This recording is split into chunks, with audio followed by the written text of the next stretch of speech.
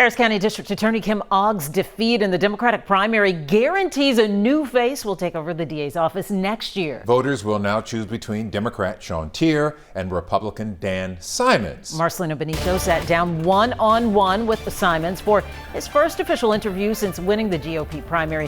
What did he have to share, Marcelino? Dan Simons is not a household name, but he hopes to change that over the next 8 months. He says he's the man who can bring safety back to Harris County. Investing their vote in me is an investment in their safety. Republican nominee for DA Dan Simons wants you to forget about party labels. The job he hopes to earn in the fall, much bigger than that. It's common sense prosecution is what's needed in the DA's office. It's prosecution over politics. Simons grew up in Southeast Texas, overcoming tough odds to get ahead. I didn't grow up with any privilege. I grew up on the other side, below the poverty level.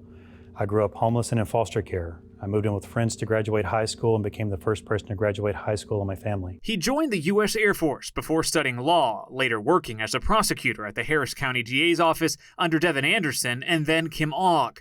Before leaving for private practice, Simons had a conviction rate of 84%. In my 3.5 years, I'd put my resume against anybody. Public safety is the #1 goal of the government, and right now it's failing in Houston. You can't even go outside after dark. You hear every day there's a shooting, there's something going on. Simons plans to spend the next 8 months convincing voters he'll be tougher on crime than his opponent, Sean Tier. The difference between me and Sean is simple. I want to have his empathy towards victims, not just defendants. We can get the people that can get help, and then we can also go after the real criminals that make our streets even more dangerous.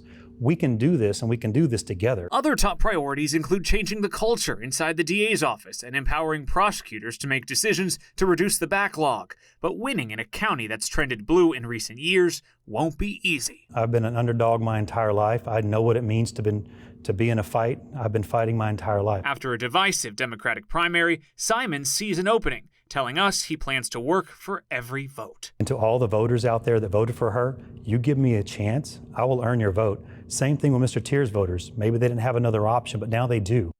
Simons says he's hoping to share a stage with Tier for debates or community forums ahead of the election so he can answer as many voters' questions as possible. We should mention our interview with Sean Tier is also up on KHOU.com right now.